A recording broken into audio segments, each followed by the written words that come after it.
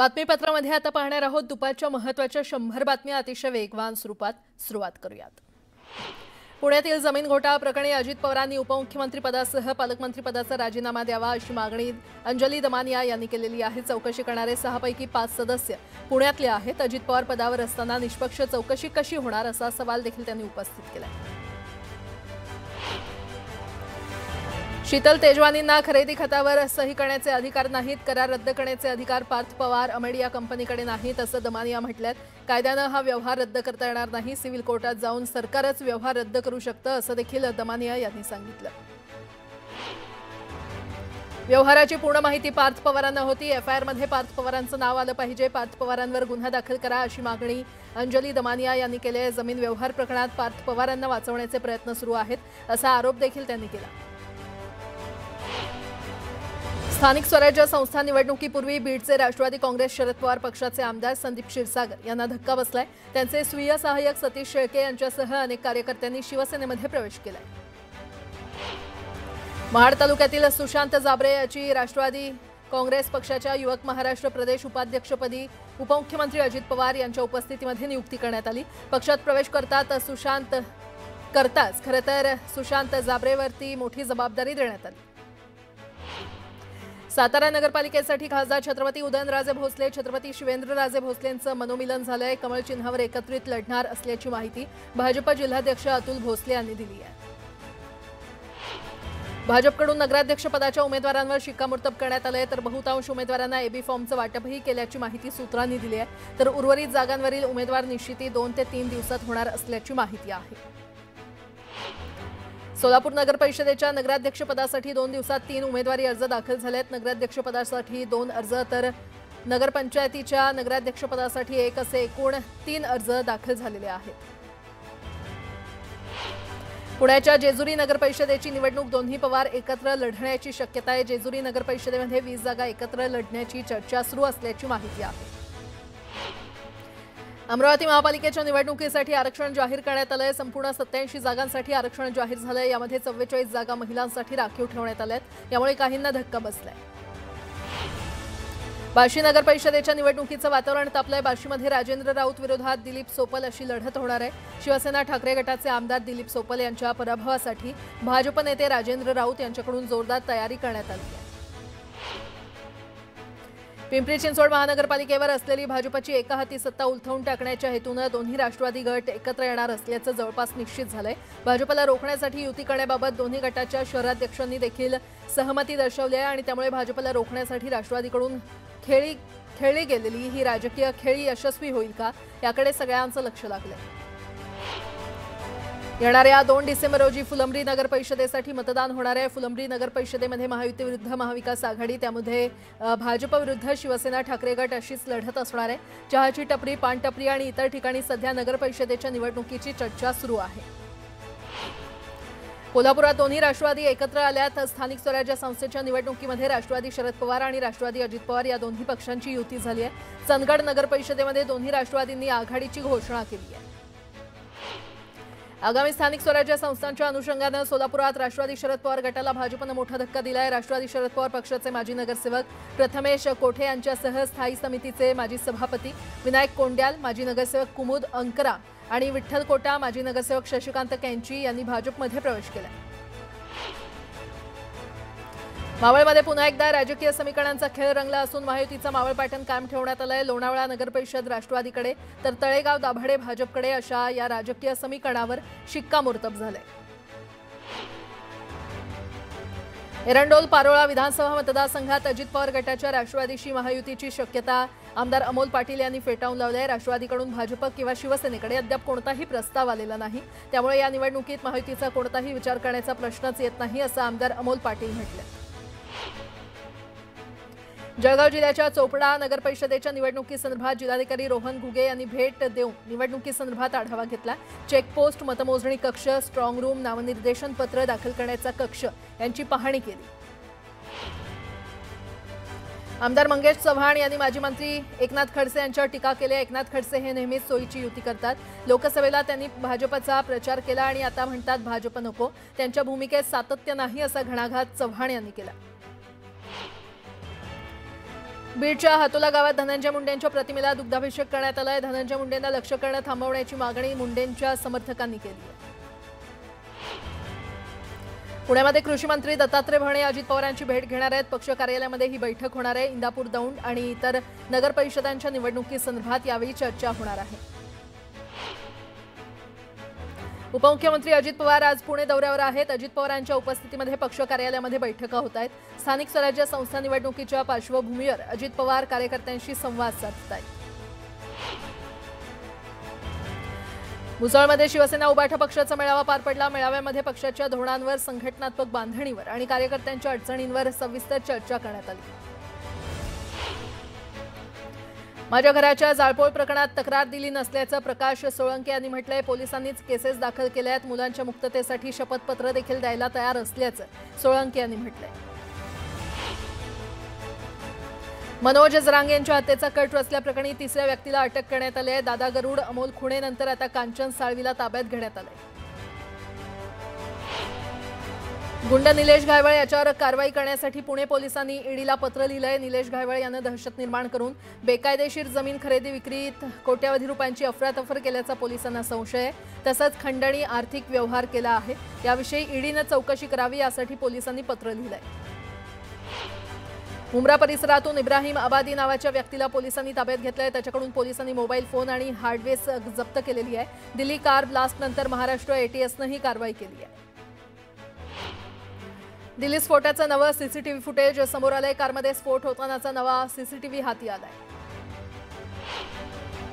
फरीदाबादमध्ये शस्त्रास्त्र बाळगल्याप्रकरणी अटक करण्यात आलेली डॉक्टर शाहीन हिच्या महाराष्ट्र कनेक्शनची माहिती समोर आली आहे। सुरक्षा एजन्सीतील सूत्रानुसार डॉक्टर शाहीननं महाराष्ट्रात राहणाऱ्या एका व्यक्तीशी विवाह केला होता। उपलब्ध माहितीनुसार शाहीनचा निकाह जफर हयात नावाच्या तरुणासोबत झाला। मात्र 2015 साली त्यांचा घटस्फोट झाला।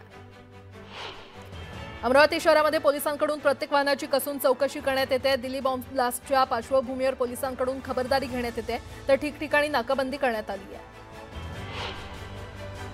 आरोग्यमंत्री प्रकाश आंबेडकर यांनी ठाण्यामध्ये नवीन तयार होत असलेल्या जिल्हा सामान्य रुग्णालयाची पाहणी केली।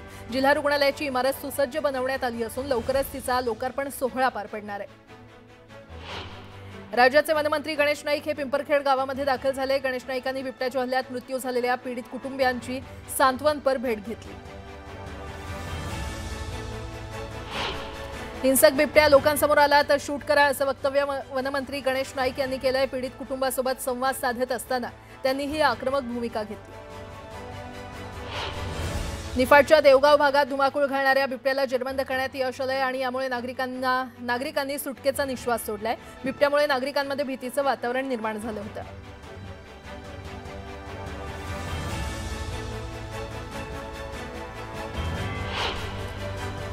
पुण्याच्या आंबेगाव तालुक्यातील गावडेवाडी गावात दोन वेगवेगळ्या ठिकाणी दोन बिबटे पिंजऱ्यात जेरबंद करण्यात आले। जेरबंद झालेल्या दोन्ही बिबट्यांचं वय अंदाजे 1.5 वर्ष असल्याची माहिती मंचर वनपरिक्षेत्र अधिकारी विकास भोसले यांनी दिली आहे।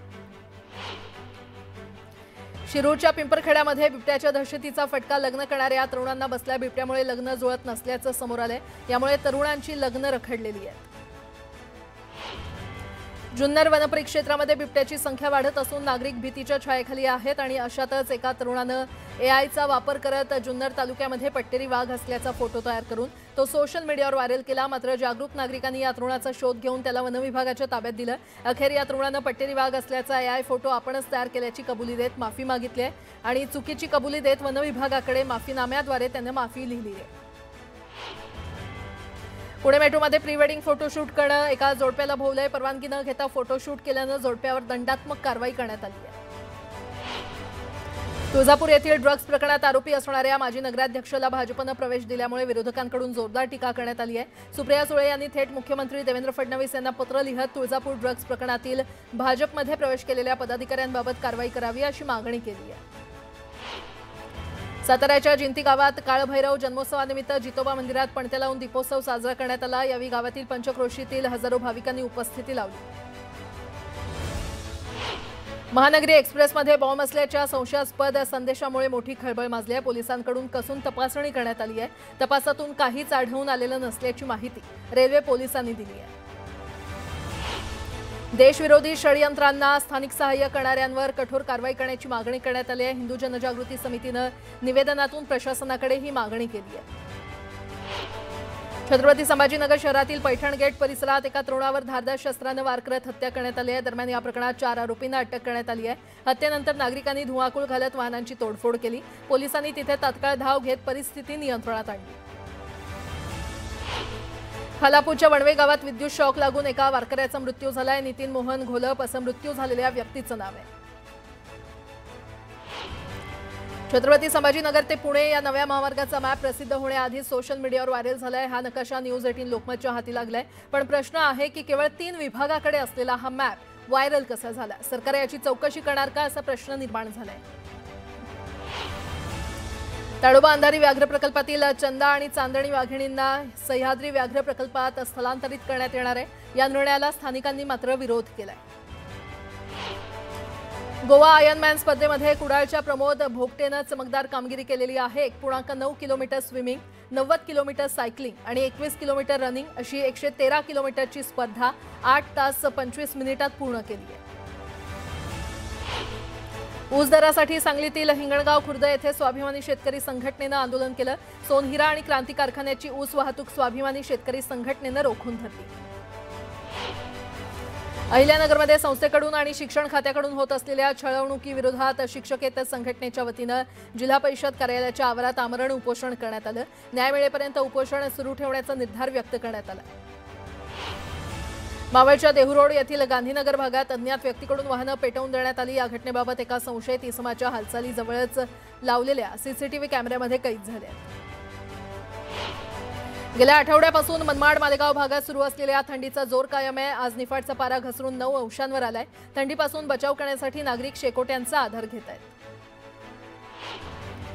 नागपूरसह विदर्भाच्या अनेक भागात थंडीचा तडाखा वाढलाय। नागपूरचा पारा 12 अंशांपर्यंत खाली आलाय। आणखी थंडी वाढण्याची शक्यता वर्तवण्यात आली आहे। तर विदर्भातील बहुतांश जिल्ह्यांना थंडीचा येलो अलर्ट देण्यात आलाय। देखभाल दुरुस्तीच्या कामामुळे नागपुरातील काही भागात आज वीजपुरवठा बाधित असणार आहे। महावितरण कंपनीतर्फे विविध उपकेंद्रांमध्ये अत्यावश्यक देखभाल आणि दुरुस्तीचं काम हाती घेण्यात येणार आहे। या कारणामुळे शहरातील अनेक महत्त्वाच्या वीज वाहिन्यांवरील वीजपुरवठा काही तासांकरता बंद ठेवण्यात येणार आहे। पवना धरण परिसरातील अतिक्रमण काढण्यासाठी जलसंपदा विभागाच्या वतीनं गेल्या 2 महिन्यांपासून अतिक्रमणधारकांना नोटिसा देण्यात आल्या। पवना धरण परिसरातील वारू गावातील हद्दीमध्ये कारवाई करण्यात आली। स्थानिकांनी या कारवाईला विरोध केलाय। पुनर्वसनासाठी शासनानं पुढाकार घ्यावा आणि मगच अतिक्रमणाची कारवाई करावी अशी मागणी ग्रामस्थांनी केली आहे। चंद्रपुरात 64व्या हौशी राज्य नाट्य स्पर्धेची उत्साहात सुरुवात झाली आहे। चंद्रपूर केंद्रावर एकूण 14 नाटकांचं सादरीकरण केलं जाणार आहे। अकोल्याच्या पातूर तालुक्यात शिक्षकांना शाळेत शिकणाऱ्या अल्पवयीन विद्यार्थिनीचा विनयभंग केल्याचा प्रकार उघडकीस आला। या प्रकरणी आरोपी शिक्षक सुधाकर जानकीराम पांडेला पोलिसांनी अटक केली असून पुढील तपास सुरू आहे। संतप्त गावकऱ्यांनी या शिक्षकाला चांगलाच चोप दिला। अमरावतीच्या बडनेरा रोडवरील साहिल लॉनमध्ये सुरू असलेल्या एका लग्न समारंभात अचानक गोंधळ झाला। सुजल राम समुद्रे याचा विवाह समारंभ सुरू असताना आरोपी जितेंद्र राघव बक्षी आणि त्याच्या सहकाऱ्यांनी धारदार चाकूने हल्ला केला। या हल्ल्याचा ड्रोन व्हिडिओ न्यूज 18 लोकमतच्या हाती आलाय। कल्याण बायपास नाक्यावर असलेल्या ऑटो गॅरेजला आग लागली। गॅरेजमध्ये ठेवलेल्या 3 ते 4 गाड्या जळून खाक झाल्या। अग्निशमन दलानं या आगीवर नियंत्रण मिळवलं। पुणे अहिल्यानगर महामार्गालगत लोणीकन थेऊर फाटा परिसरात भीषण अपघात झाला। उजड कंटेनर मागे सरकल्यानं मागे उभ्या असलेल्या कारला जोरदार धडक बसली। या धडकेत गाडीचा अक्षरशः चक्काचूर झाला। सुदैवानं या अपघातात कोणीही जखमी झालेलं नाहीये किंवा कोणतीही जीवितहानी झाली नाही। रायगडच्या पेण पोलिसांनी जनावरं पळवणाऱ्या एका टोळीचा पर्दाफाश केलाय। पोलिसांनी एकूण 5 जणांना ताब्यात घेतलं असून एक आरोपी फरार झालाय। बीड शहरातील शंतनू हॉटेलला आग लागली। अचानक लागलेल्या या आगीमुळे परिसरात एकच खळबळ माजली। अग्निशमन दलाच्या कर्मचाऱ्यांनी आग आटोक्यात आणली असून या आगीमध्ये लाखो रुपयांचं साहित्य जळून खाक झालं। वाशिमच्या येवता परिसरात एका गोठ्याला भीषण आग लागली। या आगीमध्ये जनावरांच्या चाऱ्यासह विविध साहित्य जळून खाक झाले तर एका वासराचा मृत्यू झालाय। शेतकऱ्याला नुकसान भरपाई देण्याची मागणी ग्रामस्थांनी केली आहे। कराड तालुक्यामध्ये रानडुकराची शिकार करणाऱ्यांवर कारवाई करण्यात आली आहे। 9 जणांना वनविभागाने अटक केली आहे तर 4 जणांना वनकोठडीत पाठवण्यात आले आहे। यामध्ये सातारा, सांगली आणि कोल्हापूर जिल्ह्यातील आरोपींचा समावेश आहे। शिवसेना ठाकरे गटाचे नेते माजी खासदार उन्मेष पाटील यांच्यासह 4 जणांविरोधात फसवणुकीचा गुन्हा दाखल झालाय। देवगिरी नागरी सहकारी बँकेची 5.33 कोटींची फसवणूक केल्याचा त्यांच्यावर आरोप आहे। मात्र कंपनीच्या संचालक मंडळात मी नाही, मी त्या कंपनीचा कुठलाही भागीदार नाही, अशी प्रतिक्रिया उन्मेष पाटील यांनी दिली आहे। नारायणगाव परिसरात ऐन दिवाळीमध्ये घरफोडी चोरीचे गुन्हे करणाऱ्या रेकॉर्डवरील एका सराईत चोरट्याला जेरबंद करण्यात आले। पोलिसांनी एकूण 3 गुन्हे उघडकीस आणून सुमारे 16 तोळ वजनाचे सोन्याचे दागिने, रोख रक्कम, मोटारसायकल असा एकूण सुमारे 14,37,000 किमतींचा मूळ मुद्देमाल हस्तगत केलाय। सोन्या चांदीचे भाव सलग दुसऱ्या दिवशी वधारलेले आहे। सोन्याच्या भावात 1,900 रुपयांची वाढ होऊन ते 1,24,300 रुपयांवर पोहोचले। चांदीच्या भावात 3,000 रुपयांची वाढ होऊन ती 1,56,500 रुपयांवर पोहोचली। नवी दिल्लीमध्ये प्रदूषणात प्रचंड वाढ झाली आहे, त्यामुळे या हंगामातील हवेची गुणवत्ता सर्वात वाईट झाल्यानं दिल्लीची अवस्था एखाद्या गॅस चेंबरसारखी झालेली आहे। मंगळवारी दिल्ली एनसीआर क्षेत्रातील हवा गुणवत्ता निर्देशांक 423 म्हणजे अत्यंत गंभीर श्रेणीमध्ये नोंदवण्यात आले। नवी मुंबई महानगरपालिकेला पहिल्या क्रमांकाचा राष्ट्रीय जल पुरस्कार जाहीर झालाय। जलसंरक्षण आणि जलव्यवस्थापन क्षेत्रातील उल्लेखनीय कामगिरी केल्यानं हा पुरस्कार जाहीर झालाय। दिल्लीमध्ये 18 नोव्हेंबरला पुरस्काराचं वितरण केलं जाणार आहे। भारतातील जीवन विमा क्षेत्रानं सलग दुसऱ्या महिन्यामध्ये 2 अंकी वाढ कायम ठेवली आहे। ऑक्टोबर 2025 मध्ये नव्या व्यवसायाचा हप्ता वार्षिक आधारावर 12.1% वाढून 34,007 कोटी रुपये झाला। जीवन आणि आरोग्य विम्यावर जीएसटी रद्द झाल्यानं विक्रीला मोठा वेग आलाय। उद्योग आता पुन्हा 2 अंकी वाढीकडे परतला असून मागणी सुधारते आहे। भारतीय रेल्वेच्या चाचणीमध्ये सोमवारी वंदे भारत स्लीपर ट्रेननं 180 किलोमीटर प्रति तास इतका पल्ला गाठलाय। ही चाचणी पश्चिम रेल्वेच्या कोटा सेक्शनमध्ये रोहाल खुर्द इंद्रगड कोटा मार्गावर करण्यात आली। या स्लीपर ट्रेनची 2 प्रकारे चाचणी घेण्यात आली।